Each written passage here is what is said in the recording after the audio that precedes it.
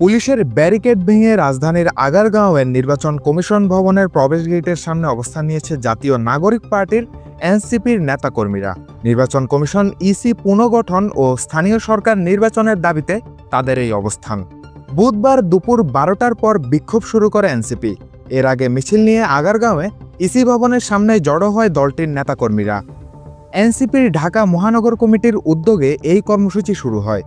বিক্ষোভ শুরুর ঘণ্টাখানেক পর পুলিশের ব্যারিকেড ভেঙে নির্বাচন ভবনে ঢোকার চেষ্টা করেন এনসিপির নেতাকর্মীরা। ভবনে প্রবেশ করতে না পেরে গেটের সামনে স্লোগান দিতে দেখা গেছে তাদের। এ সময় তারা স্লোগান দিচ্ছিল, এই মুহূর্তে দরকার স্থানীয় সরকার। এদিকে নির্বাচন কমিশনের প্রবেশ গেটের সামনে ও পিছনে কঠোর অবস্থানে রয়েছে আইনশৃঙ্খলা বাহিনী। ভবনের সামনের রাস্তায় দেওয়া হয় কাঁটাতারের ব্যারিকেড।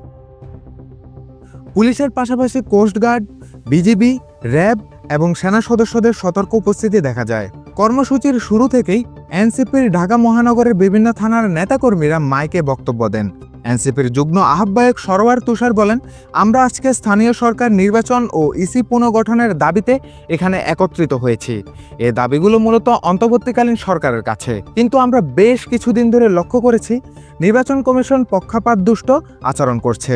এ কারণে আমরা এখানে বিক্ষোভ করছি। শাহরিয়ার তৌসিফ, দৈনিক সমাচার।